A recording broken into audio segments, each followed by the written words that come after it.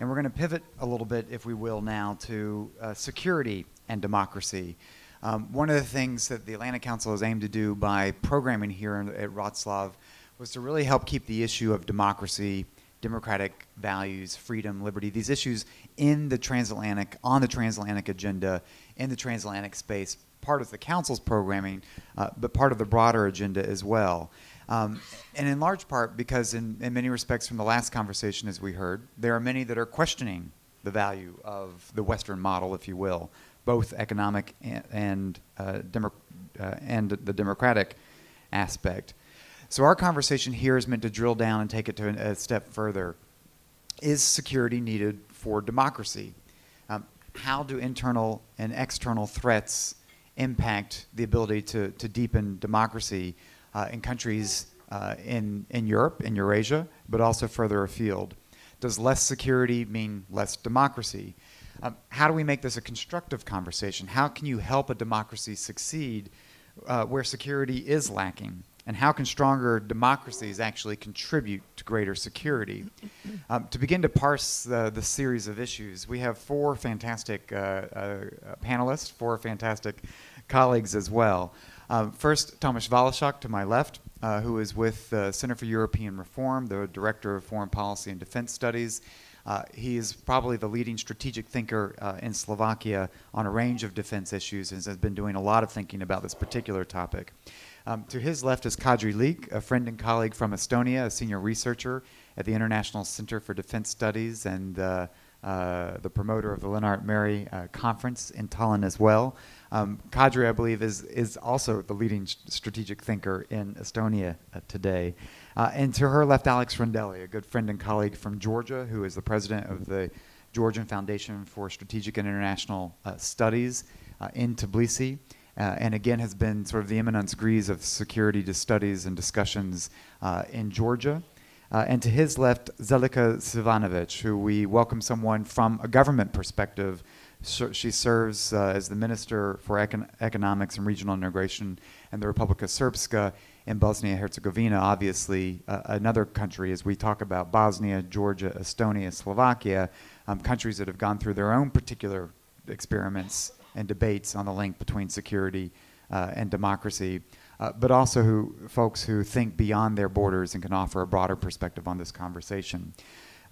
So I want to turn to Tomas to kick us off in this conversation. We just came from the previous panel where there was a bit of a sense, a backdrop to that, almost because of this dramatic economic crisis that's taking place as a backdrop to our gathering here. The situation is when we're losing confidence in democracy's ability to solve the tough problems, yet more people around the world are still clamoring for democracy. But what are the implications of what's playing out right now in terms of confidence and faith in the democracy's ability to be able to deal with the challenge, for example, of the Eurozone crisis? And what are the potential implications for security over time? So let me turn to you, Tomas, to kick off our conversation. Thank you, Damon. Pleasure to be here. The consequences, in short, are possibly dire. And without being sort of sensationalist and too fashionably depressive about this. Just provocative. So hopefully nothing more than provocative. I do want to get into a little more detail on the subject. We at the CR have convened a small group with King's College, a group of historians, economists, defense experts and political scientists to look into precisely this issue. Is the declining faith of the European voters and publics in their own governments dangerous for democracy as such? And where could things lead? What we have come up with is sort of a couple of worst-case scenarios, so please take them as such. They are worst-case scenarios, not, I'm not doing linear projection, I'm not saying that the future I'll outline is inevitably going to come, but we did want to highlight a few possible outcomes that we ought to watch out for because of how bleak they are. Let me begin with a few words on the economic crisis. I'm not an economist, nor is this an economic forum, but unless we establish that the economic crisis is going to continue and persist, then obviously some of these worries would be moot and besides the point. It seems to me one of the conclusions that our group in London has come up with is that the crisis will almost inevitably get a lot worse before it gets better. The solutions to it are structural in nature. They require a far greater mutualization of debt and of fiscal policies within Europe. Politically, always a tricky and delicate issue. The fact that we haven't summoned the faith yet to do so is worrisome. In political science and in politics, Damon, as you know better than I, you always worry not only about what needs to be done, but whether you have the political wherewithal to actually pull it off. There's a lot of good ideas that never get implemented because the political omens never come fully in line. The starting assumption behind the European government's thinking seems to be that we wait until the crisis gets really bad and only then we do some of the political difficult things, because unless we're on a precipice of a disaster, we're not going to be able to solve things like Eurobonds or mutualization of bank debt to our Pardon the interruption.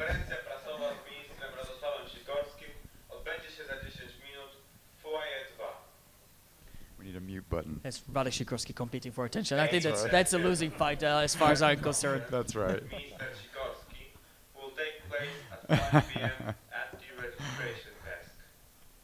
All right, so let me start where I left off. The idea seems to be we wait to take the difficult political steps until the last moment, until we're on a precipice, because only then can we sell them to the electorates.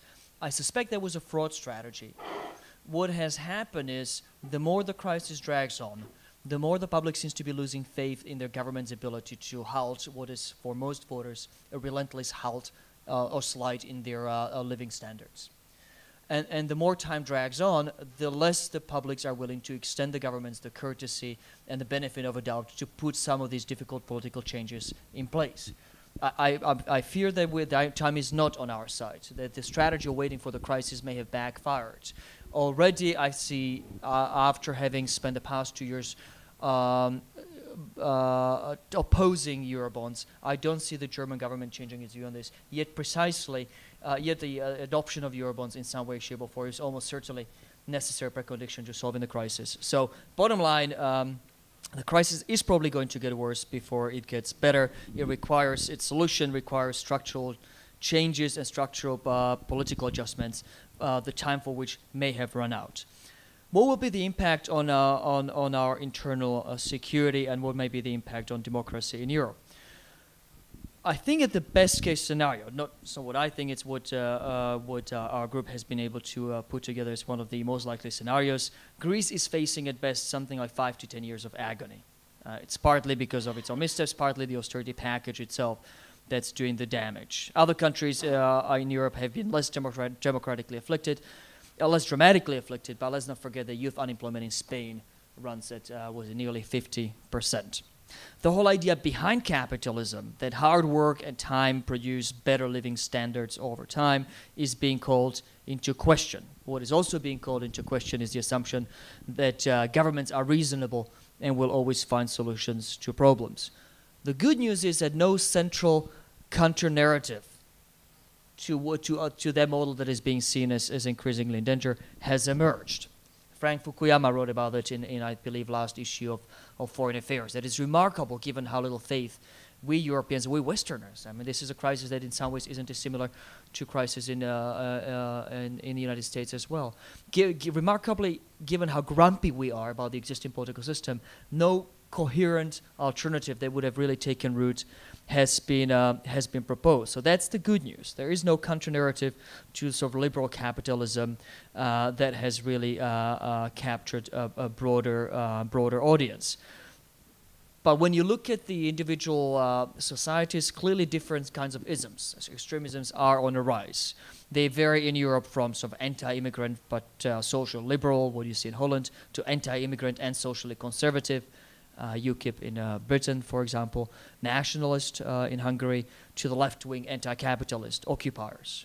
Now, many of these predate the crisis. Some of these have been spawned by, in fact, things like EU enlargement and the resulting migration flows. They are in some ways results of our successful economic policies rather than of our economic failures. But clearly, all of these forms of radicalism have been strengthened because of the economic crisis. What we worry about, and what we ought to start worrying about, is a possibility that that one or two democracies in Europe could actually fail. And Greece is obviously the one country one has in mind. I don't know how much of an outlier it is. I like to believe that Spain, Italy, and other countries are in better shape than far better shape than Greece. But certainly, in case of Greece, where one has already seen blood on the streets, it is not inconceivable anymore the democratic order itself could fail. What we as a group couldn't agree on, let me start bringing this to conclusion so I don't usurp too much time, was whether there is a possibility that that there might be at the extreme end of a scale an intra-European but interstate conflict, a conflict among European states, members of EU and NATO. Clearly one possibility that one has to start worrying about, particularly in case democracy fails in Greece, is the possibility of, or is the future of Greek-Turkish relations, particularly tensions over Cyprus. It's been noted that the regime or the government in Hungary does have a revisionist agenda, but it's not acted on it as strongly as it might have.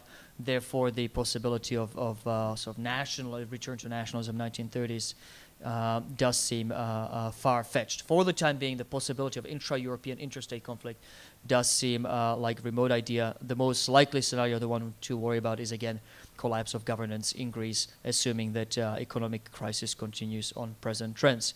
Very last news, and this is good news, sort of. We looked into a possibility of a sort of broader systemic clash. One always, in these sort of economic crisis, harps back at the 1930s and starts worrying about, okay, you go from depression to nationalism, eventually to clash of conflicts. Are we on the same pattern? And the best we could conclude in the group that we convened was, no, we're not.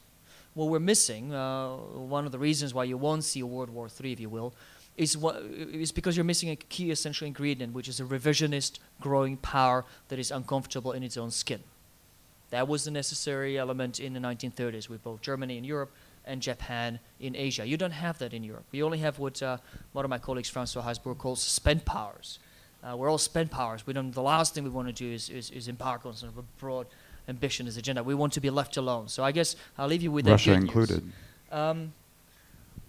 We talk about EU member states and NATO member states, not Russia because it seems to be on a somewhat different economic trajectory.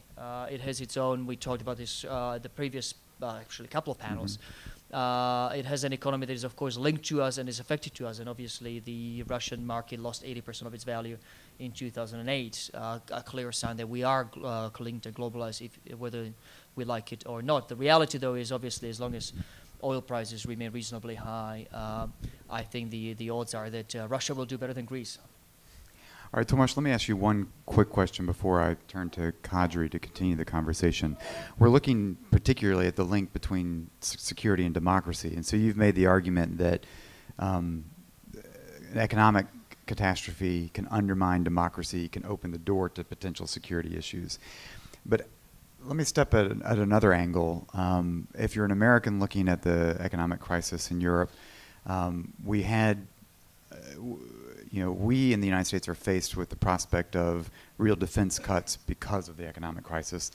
Almost $500 billion in cuts that are planned for, with the potential for almost an additional $500 billion in cuts if Congress and the administration don't agree to avoid sequestration. But when Americans look at Europe and they see what's happening, that's the bottom falling out of defense spending, is there an argument that actually in democracies in Europe you can actually not sustain support for security, for spending for security? And is that exacerbated right now, and is democracy actually eating away at Europe's ability to maintain a strong defense and therefore project security, not just internally but externally? I think that's not the case, Damon. I don't think that's what's happening, and it sounds wrong both instinctively and empirically. And here is my empirical evidence. Let's take 4 countries: Poland, Estonia, Slovakia, and Czech Republic. I think we'd all agree they're all democracies and pretty solid democracies.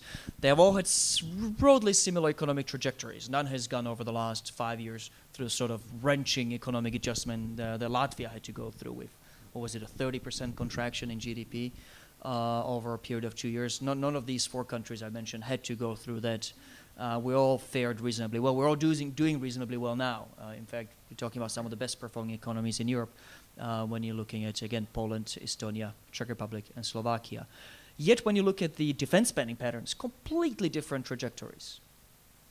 Poland is holding steady at, 1.96, 1.97 of GDP. Estonia, one of the few countries above 2% of GDP. Slovakia barely staying above 1% of GDP. Czech Republic, something on the order of about 30% cut in absolute terms over the last 2 or 3 years, despite the best efforts of Sasha Vondra, the defense minister, and again, rapidly approaching 1% of GDP. Again, both democracies, both with roughly similar economic circumstances, completely different trajectories. I think what levels of defense spending are far more shaped by than democracy is the national narratives of power. And I think the main difference between those 4 countries is that Poland and Estonia ultimately believe, because of their own history and because of their own present situation, that the use of military power is both virtuous and sometimes necessary and can produce inherently good results. When you look at countries like Slovakia, when you don't have one single case of successful application of power in national history, one that the nation can successfully rally behind and say, yes, this was a right thing, this was a good thing, we're glad we did that. You're not going to have the same sustained support for defense spending. The society doesn't call for it. It's not a democratic issue. It's an issue that is, it's a stance that is far more shaped by history. An enlightened elite can do a lot to change that. And there we see difference between, let's say, the present Slovak government and the previous government. It is not a sentiment that's strongly held, but if the national narrative doesn't think that military power is inherently good, useful, and its application can produce positive outcomes, you're going to end up with low defense spending, irrespective of whether you're a democracy or not. Okay, thanks, Tomas. Tomas has sort of linked the previous conversation on prosperity and democracy with this one on security and democracy with some broader points. I almost want to have a couple of case studies now as we think about, the question is security needed for democracy?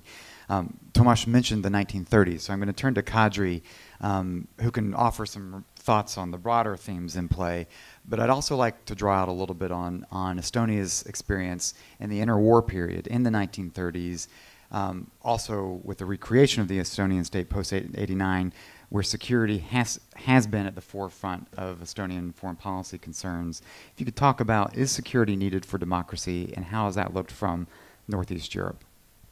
Yeah, thank you, Damon. I'm actually very strongly tempted to turn the question around. Is democracy needed for security? Because that is the lesson Estonia perceives to have learned from 1939. Estonians believe that we lost our independence in 1940 because we had too little democracy from 1934 onwards.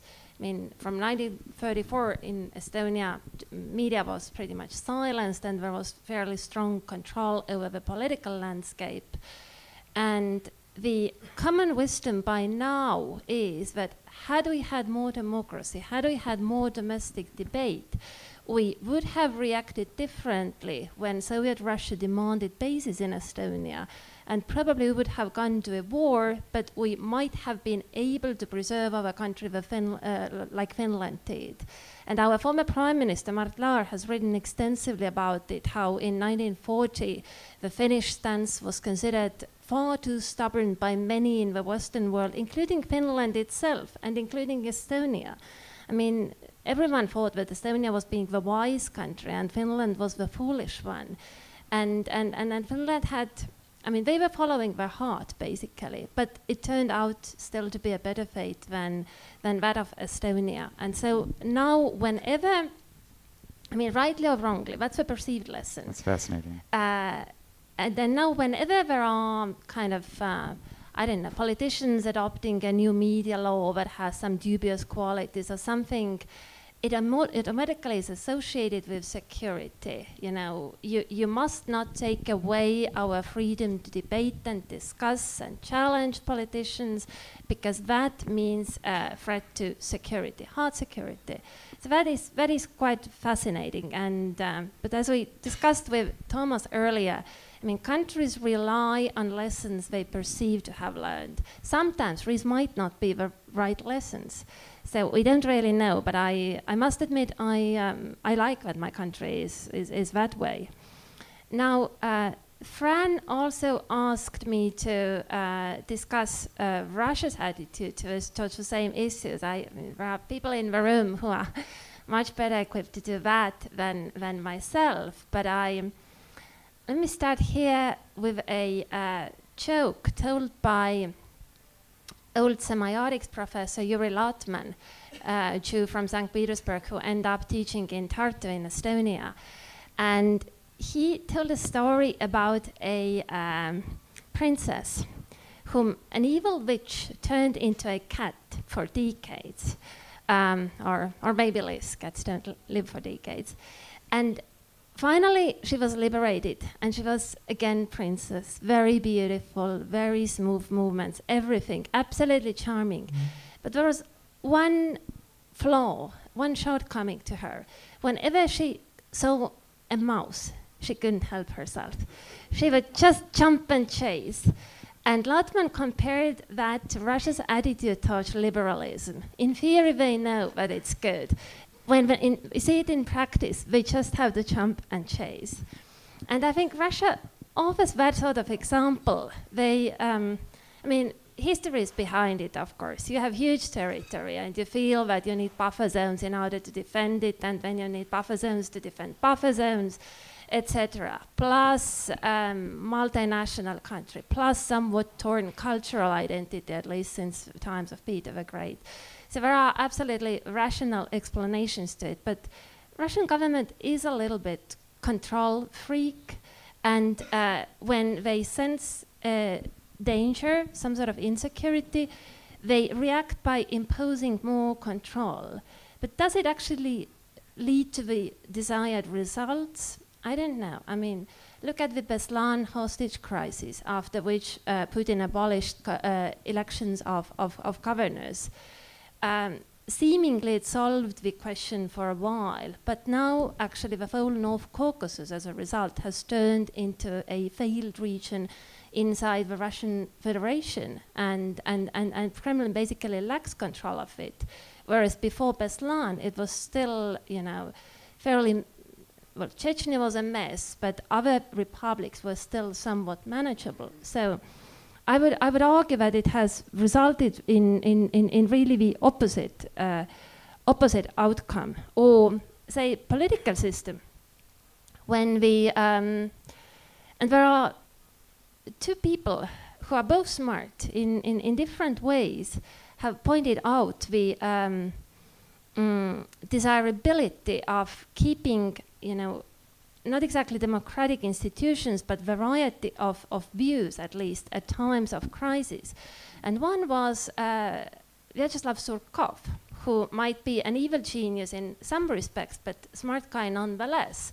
And when the street protests started in December, and he was basically out of office because it was thought that it was his fault, he didn't manage the political landscape well enough. And he gave one of his interviews to Echa Moskva Radio, I think, and he said that, well, their instinct is to tighten the screws, whereas actually you should do the opposite. You should let the system to work out its excessive energy, let the steam out, and then you might get a new stability. And I think he was absolutely right, and I thought he was Putin's best hope, and sad that he was out. Or another very smart man, Ivan Krastev, just when he was writing, recently he wrote an article about Soviet lessons to the European Union. And it wasn't some, I mean, you all can read it. It's been published in our magazine, Diplomatia, as well as in Open Democracy. And he writes that when disintegration threatens, political actors should bet on flexibility and constrain their natural urges towards rigidity and long-lasting solutions.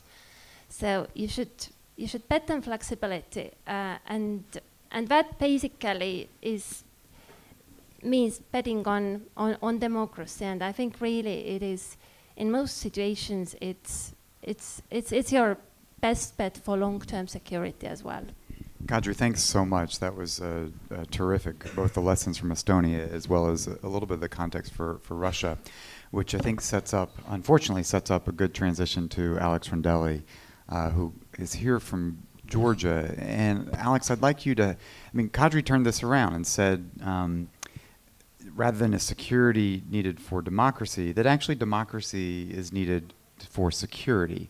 Georgia is grappling with this today. This is, this is a existential issue for Georgia on how you maintain the country's security, recognizing the occupation already of Abkhazia and South Ossetia.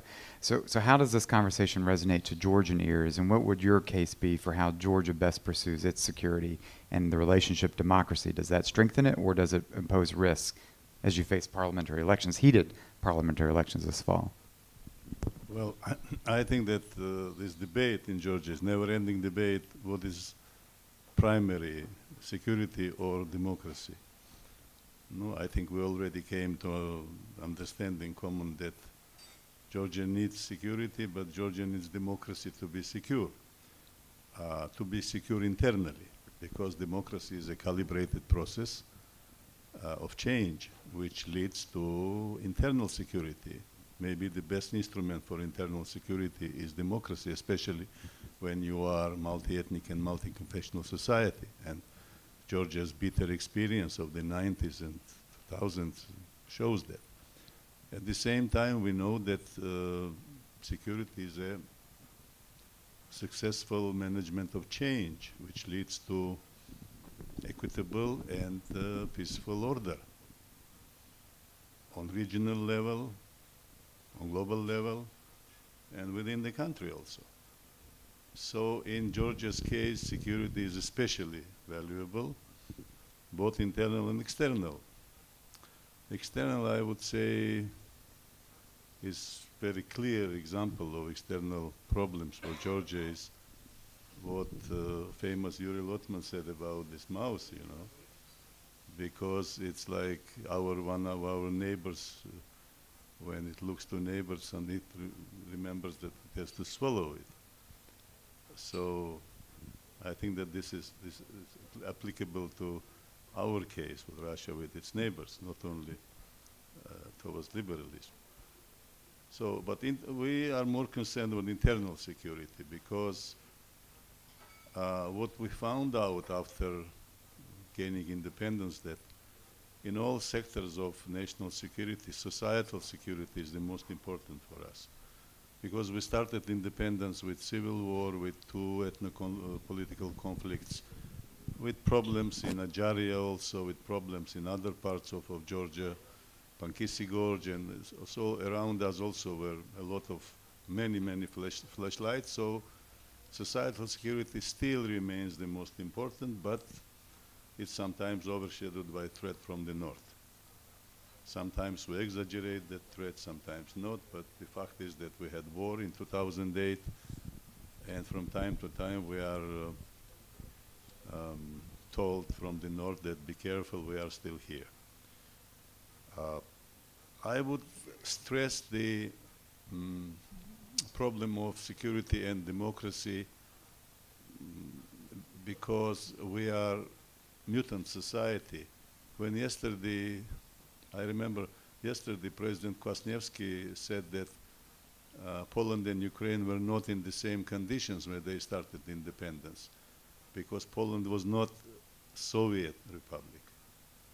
And we now listening to our Tunisian friend, I told my colleague, young colleague who was sitting just with me, I told her that, look, they are ahead of us because they had everything, but they had only dictatorship. But they are not creating new state, but we are creating new state, new economy, everything new. So Tunisians have advantage in comparison with the post-Soviet republics. And this Rose Revolution, you know, which happened in 2003, it brought more authoritarian rule to Georgia. And it was kind of contract with the population of Georgia, because people disillusioned and with terrible hardship which they went through, they wanted from new revolutionary force quick results, delivery.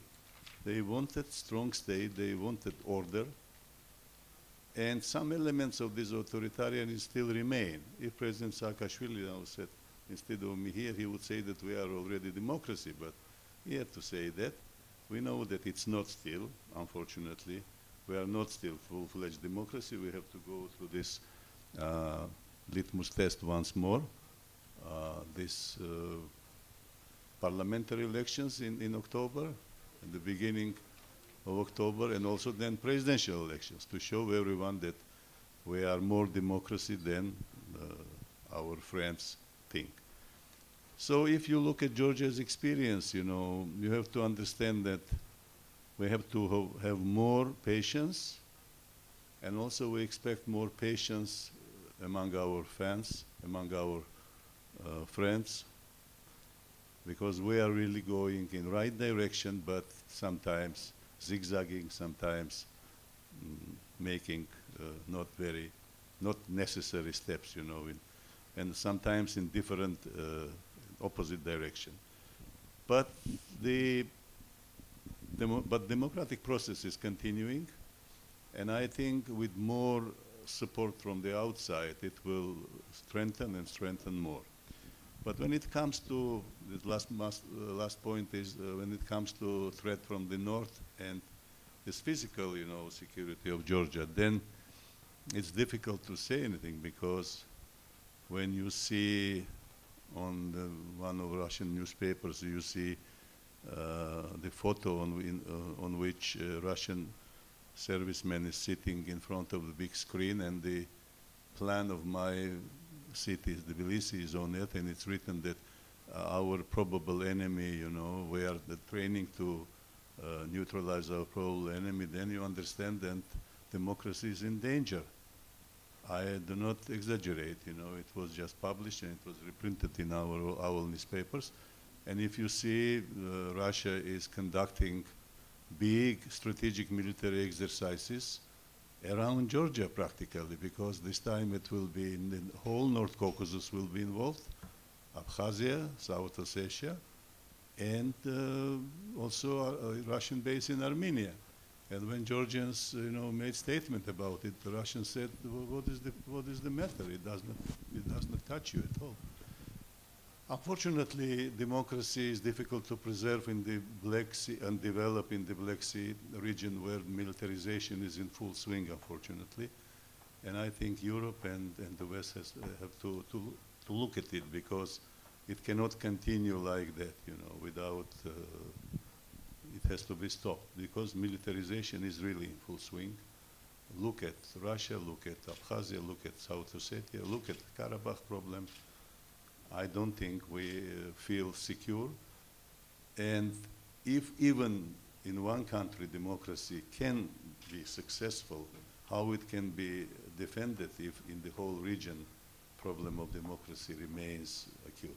So we need democracy on all levels, especially in our own country and then on the regional level. Thank you. Thank you, Alex. Alex, let me ask you one question before I turn to Minister Cvijanovic. I mean, for those that have followed Georgia in 2008, this exercise you're talking about, Kavkaz, was a major Russian exercise that brought Russian forces into the region, that stayed in the region and then participated in the war in 2008. And so if you're Georgian looking at Kavkaz now, again, it's the scale of this, it's understandable that you're nervous. It's understandable that you'd be concerned.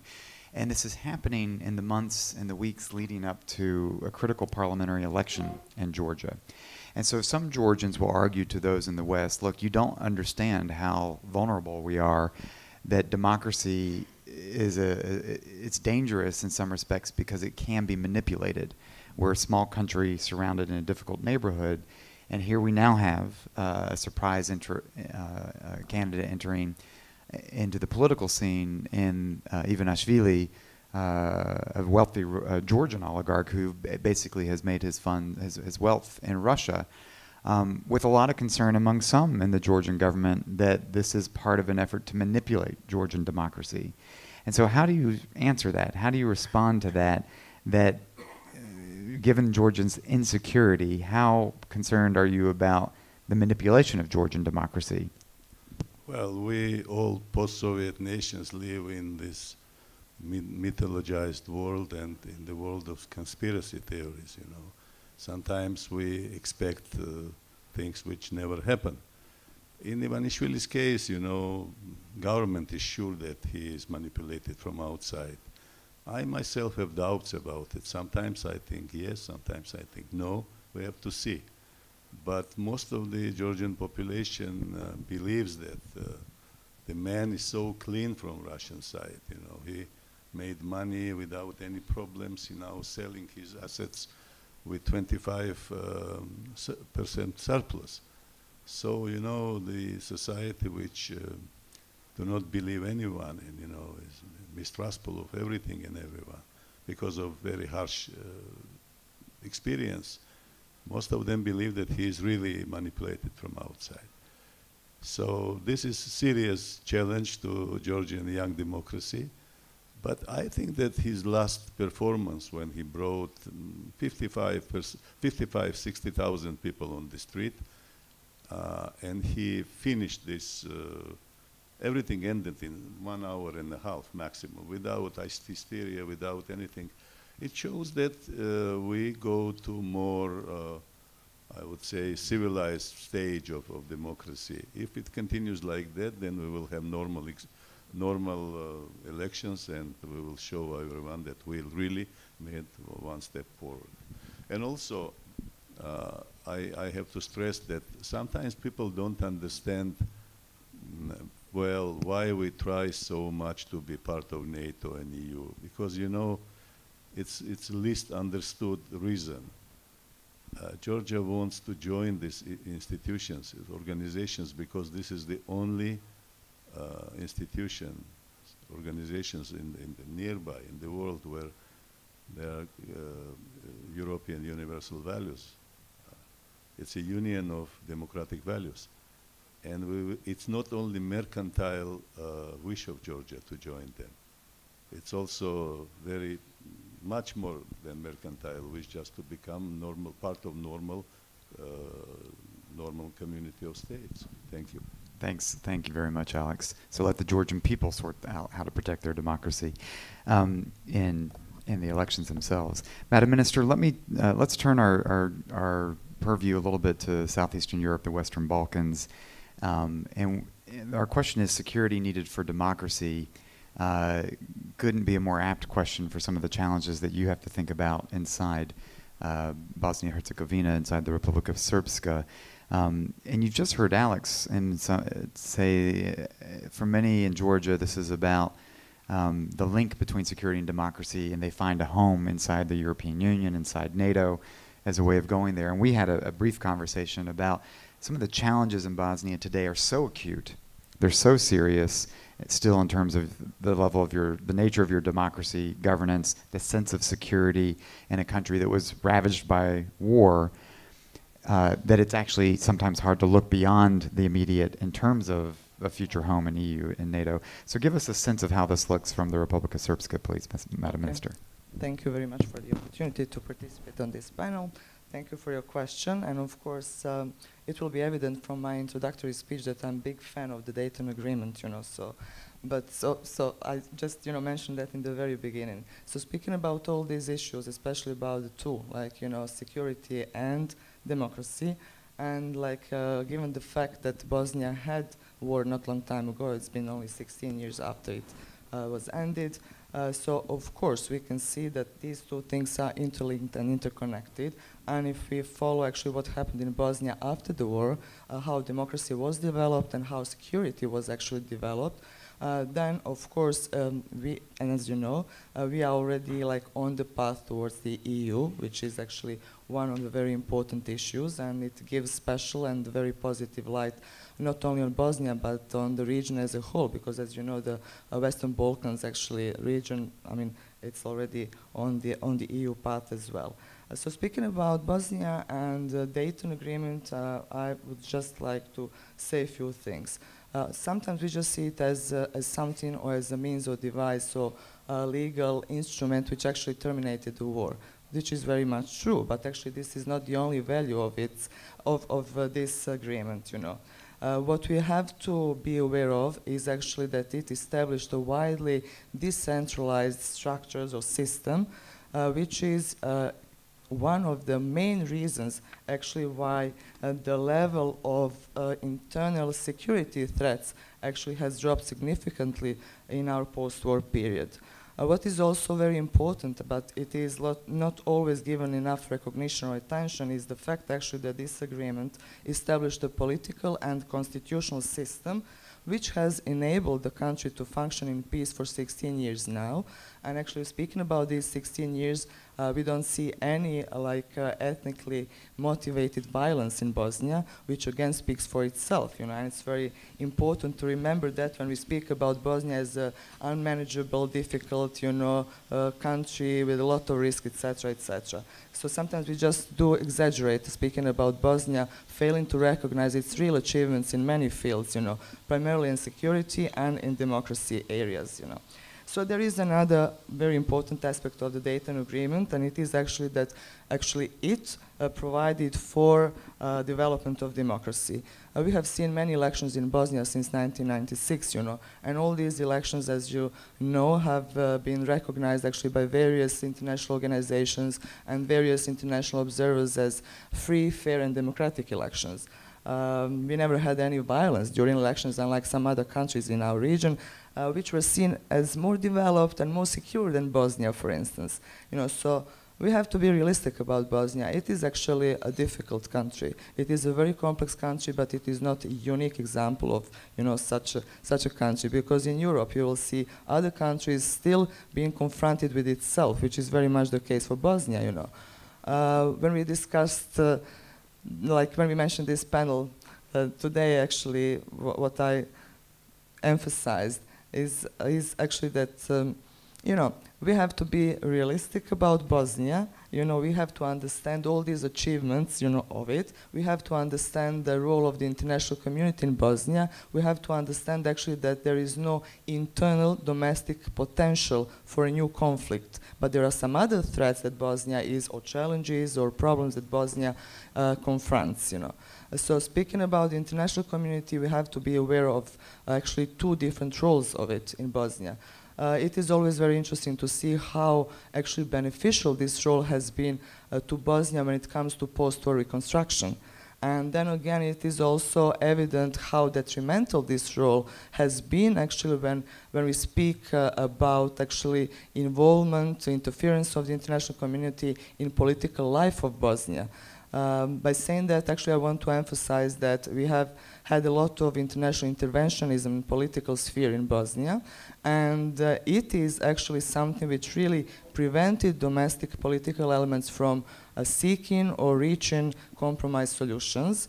And in that respect, it means actually that in a way this interventionism actually reduced the capacity of Bosnia to grow in terms of democracy, in a way, And when I said actually that there is no potential, internal potential for any violence or something like that, of course we have different political debates because we have different ethnic groups, and these different ethnic groups, they have different political agendas, they have different political views about actually future, or Bosnia's future architecture. So there are just natural questions in Bosnia. Should we deviate from the Dayton Agreement? Should we actually transform our decentralized structures into more centralized system? Or maybe we should pursue even a more decentralized system in order to keep this very good level of internal security, I would say. So, but still, so these are political debates which are often seen from outside as something terrible happening in Bosnia. How I qualify these debates is just something which is actually part of democracy, democratic processes, and which means that actually that every issue can be discussed or debated, in Bosnia, as is the case in any other country in the world, But what is really important is actually that these debates do not carry any risk of actually renewal of conflict or things like that. But there are some other things, so there are some other concerns, and we have to be aware of that. And this is something which is maybe not given like a lot of attention when we speak publicly about these things. Of course, these are the facts, or these are the issues which are very often like present in different reports or reportings. But when we have public debates, actually, we don't speak a lot about that. And these are several issues I'm just going to raise here in this introductory speech. For instance, we have to be aware that many radical Islamic elements actually found their home in Bosnia during the war. We have to be aware that many of those involved in terrible terrorist attacks worldwide actually held Bosnia and Herzegovina passport. We have to be aware that actually many of those who inhabited Bosnia in that capacity during the war still live in Bosnia, in another entity, in the other entity of Bosnia, sorry. And we have to be aware of, for instance, a huge, gigantic diplomatic presence, Iranian diplomatic presence of 400 people, being there. We have to be aware that many, actually, of these people came as warriors during the war, or they came and they were warriors helping one side in this conflict, and some others actually came as activists through different organizations, humanitarian organizations, etc. So this is like one of the issues where we really have to pay attention, and we have to really see what we should do together with the rest of the world in order to sort out these issues. So I would also like just to conclude by saying actually that Republika Srpska is one of the two constituent entities of Bosnia and Herzegovina, but this also holds good for Bosnia as a whole, actually participates in all these initiatives, regional, European, US, or joint initiatives on combating terrorism, which is very important given the fact actually that we had war not long time ago, that we are still very young democracy, that still we are confronted with ourselves, which means that there is no I would say, joint or a common agreement on many things, in Bosnia. But once again, I would like to emphasize that there is no real threat for any renewal of conflict. Thank you. Thank you, Madam Minister. Let me ask one question before I turn to the audience. So please catch my eye if you want to ask the panel a question, and I'll come to you in just a moment. I wanted to ask a question about democracies. What happens with political paralysis in democracies, and particularly how you think about that in still a region where security is somewhat fragile in the Western Balkans? We started with Tomas basically saying it's going to take a crisis to really force the EU to there is political paralysis inside the EU. It's going to take a real crisis to force decisive action. I'm coming from the United States, where political paralysis is preventing my country from moving forward on a huge fiscal cliff we're facing with the need to raise the debt ceiling again, sequestration taking effect, the expiration of the Bush tax cuts, the issue related to the extension of a payroll tax cut, which could lead U.S. markets to crash in the fall. And this is a result not of fundamental economics, it's the result of political paralysis and an inability to deal with it. But when you think about political paralysis in democracies in the Western Balkans, is there a security element we need to be concerned about? The stalling of Macedonia's entry into NATO, and we've actually seen an outbreak of ethnic violence. I don't want to exaggerate it, but we've seen some concerns inside Macedonia. Would that have been the case if there hadn't been some of this paralysis, which is a specific issue there?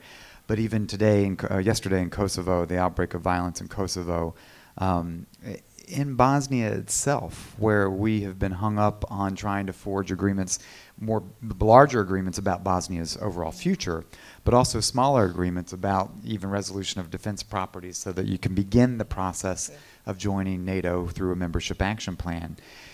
When you think about political paralysis in a fragile democracy in the Western Balkans, do we need to be concerned about that in a security term, in security context, that democracy's inability to resolve some of these tough issues, whether in Bosnia or Serbia, Kosovo, could actually have security concerns we need to worry about? Yes, of course. I mean, we have to be concerned about these issues, and as I said, all of them are actually linked to the issue of security, But then another thing, actually I mentioned that in the beginning, that the whole region is actually placed firmly, I said, on the EU path, which is very good actually. Even if it is visible or not visible, formal or less formal, actually the whole region is placed on the NATO path as well, you know. So with differences, of course, and for Bosnia, actually, it's not only to resolve the issue of defense property, because, you know, this defense property is a part of a bigger package which we call property, you know, but so, I mean, there's no need to discuss this here, but actually this is one of the things which is visibly like one of the reasons why there is this blockage, you know, but there are other issues, I mean, but, you know, what really raises concerns is actually that, okay, we can see all these countries placed on these paths, you know, which is a very good sign, you know. But on the other hand, we have to be aware that all these countries are still burdened with their own political burdens, and that no EU path is going to resolve these issues, which means that they themselves have to really face these problems and find solutions to that. So, you know, and what is happening in Europe today is definitely discouraging, actually, for all these countries. First of all, because we are faced with very difficult and demanding reforms, which by themselves are already like a torture, as you know, and then plus now there is this discouragement and you know, knowing what's happening in Europe, actually there are a lot of groups actually asking questions now. Where are we going? Why are we going there? Should we, like, you know, wait to see what's going to happen there, and all other things. Plus, as I said, all these individual burdens, you know, which came from this collective or joint country. It's that sort of legacy which we actually still have. Thank you, Madam Minister. Let me turn to the audience, take some questions, and please introduce yourself. I'll start at this first table with the gentleman on the left, and then we'll come back to over here. Thank you. My name is Ian Anthony from SIPRI in Stockholm. Thank you, first of all, to all the panelists. It was an extremely interesting set of presentations. I wanted to ask the question really about this relationship between democracy and security in the context of quite a careful examination in 2009 across the European Union of what made citizens feel insecure. And if you look at the list of things which came up as part of that consultation and ask what consequences we should draw from it, the sorts of things that they mentioned as being high priorities, terrorism was on the list, fear of serious organized crime, fear of the implications of uncontrolled migration, fear of the consequences of natural and man-made disasters, and we could go on, but we would have to go on for a very long time before we came to traditional military security questions. And if we draw the consequences of that analysis, if we were to democratize security within the European Union, we would do two things. The first thing we would do is we would further demilitarize it. And the second thing we would do is abolish the distinction between internal and external, because most of the issues raised are actually transnational. So this is where democratization of security would actually lead us. I'm not sure if I have a question at the end of this, but it seems to me that one of the issues that we have to think about is whether or not we have the self-confidence, in a sense, to reorientate and reconceptualize our security policy along the lines of what our citizens actually seem to want, instead of continuing to put our security policy in the framework of what governments and states think we need. That's a terrific comment. Thank you for bringing that perspective. And what I'm going to take a couple of questions and then come back to the panel so they can react to that. Let me come back to Marc de Brichambeau and this table here, and you as well. Thank you very much, Damon. There is one dimension of the relationship which the panel hasn't addressed, but I'm sure that Thomas's group might be interested in it, which is the potential consequences of the struggle for democracy in areas where there is already serious security tensions. Let me mention two examples.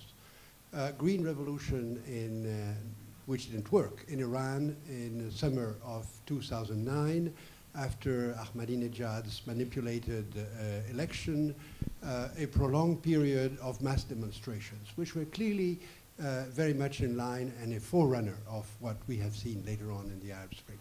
Ruthlessly crushed, a methodology which is now being to a certain extent replicated in Syria, but which had the effect of tightening the struggle between the conservative authoritarian elements in Iran and pushing them further down the road to the potential development of a nuclear option with, in a way, a lot of difficulty of turning backwards because they are threatened in their legitimacy by what has happened in 2009.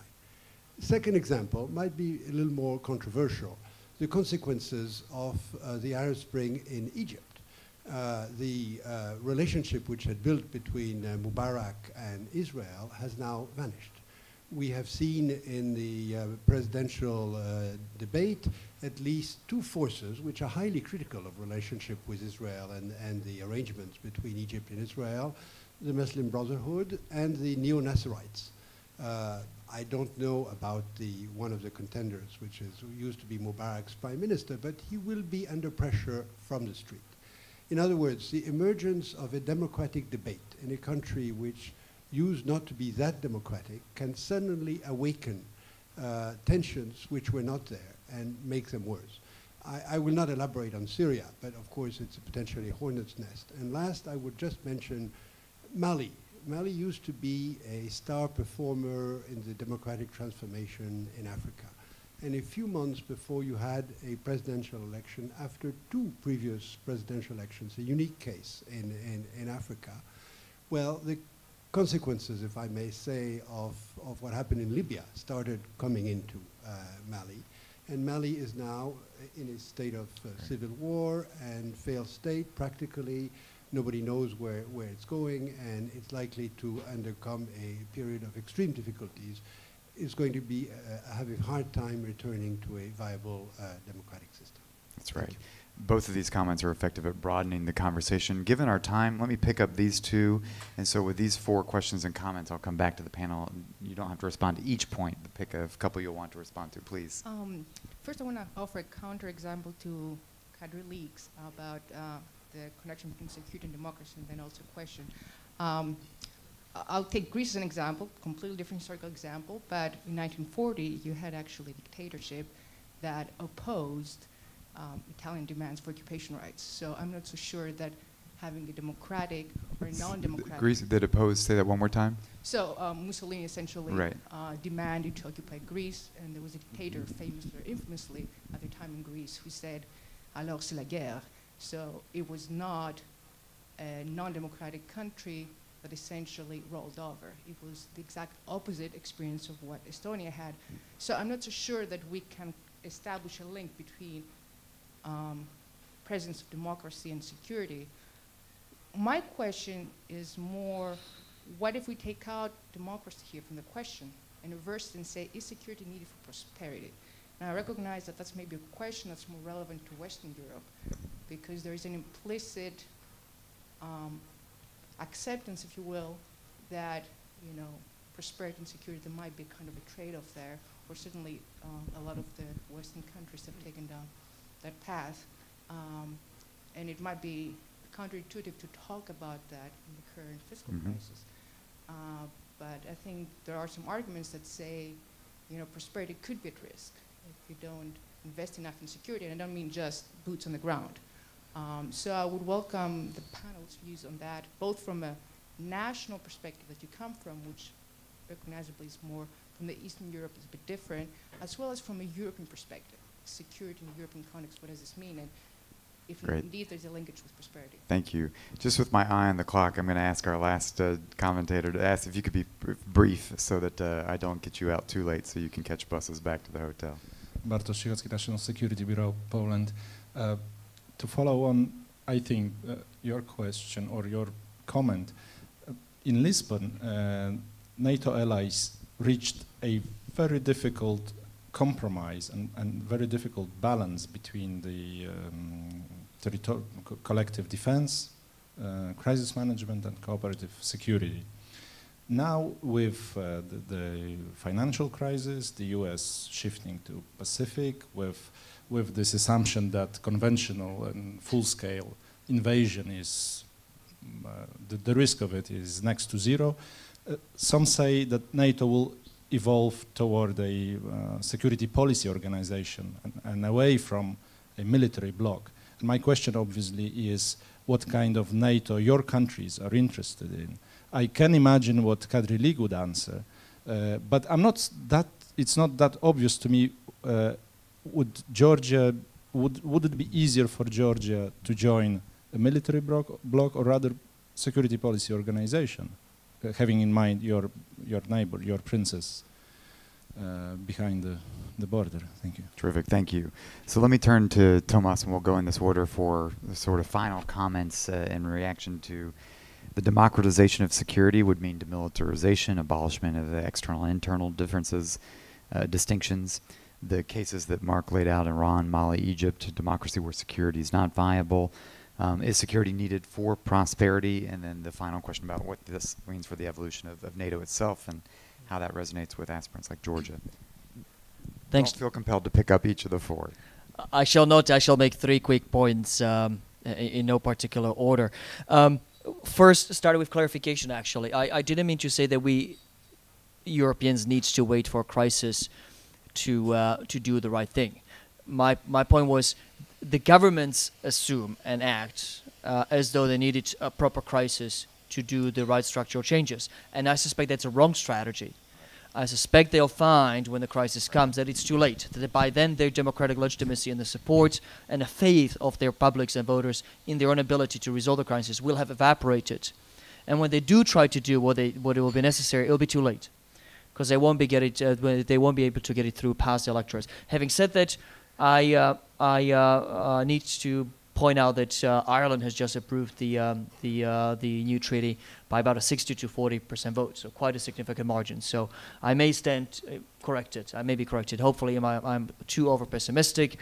I do worry that the public's on current trends will withdraw the general will and support for the governments, and therefore, when the governments do come up with radical political solutions later on, when the crisis is really around the corner, the publics will not support it anymore.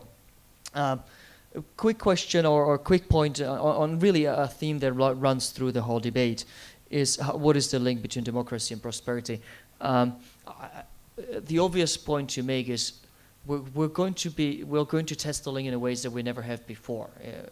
Never in my living memory, granted, doesn't go that far back, have we had to dissociate the two. I remember in Slovakia, living in Slovakia before the accession to the EU, we talked about EU accession and about the political and economic reforms as an inseparable part of the same package. We saw in EU both democracy and prosperity. It never occurred to us that you might have democracy without prosperity, that you might have democracy in which the living standards may be declining for the next 5 to 10 years. That's a first, in my living memory, certainly. When it's been tried before in 1930s, it's ended up badly. And I don't mean to imply the 2000s are 1930s, but I do mean to point out that we are in uncharted waters. We've never had to dissociate prosperity from democracy. We're having to do so now. And time will tell what impact that has on democracy 5 years from now. Quick point on NATO. What kind of NATO would you want to live in? It is for a longer debate, and I suspect you will get different answers from different people. I'm very pragmatic. I think the kind of NATO that's emerging it's an organization that works on 2 levels. There is one thing we agree on collectively, that's Article 5, and then there is a set of other missions which we all join in or opt out of on the basis of where do our other security priorities lie. The wars of convenience, or convenience is a terrible word, but the discretionary wars, like Libya, will probably be fought on a less than sort of 28 nations basis. Collective defense, Article 5, will be obviously fought on a basis of 28. We'll have alliance that works on 2 different levels. I appreciate it's an ugly model politically. There'll be recriminations over, why is it I ought to be fighting certain wars while others are sitting out? And there'll be those who will point out, how do you generate the will to do Article 5 on a basis of 28 when so many countries sit out different types of missions? I certainly would have no problem justifying it to my, well, not to my voters, I'm not a politician, but to my Slovak friends or to my Central European friends. But I appreciate it's a model that is not universally liked. Thank you, Tomas. I'm going to challenge the remaining 3 to be as concise as possible in their final comments. So Kadri, please. Thank you. Yeah, I don't think there is much to say. Obviously, I mean, my country's attitude towards NATO and the related things is quite old-fashioned. I mean, we joined the NATO that we hope to join the NATO that we saw existing in 1990 and onwards. And I think, I mean, Estonia is working towards keeping as much as possible of that same NATO, of its common threat analysis, American presence in Europe, etc. Seeing that it's difficult, we are trying to create bilateral ties to the United States and make us important in their eyes. And here actually 2% of defense expenditure is very handy. That has raised our profile in Washington in ways we have never seen before.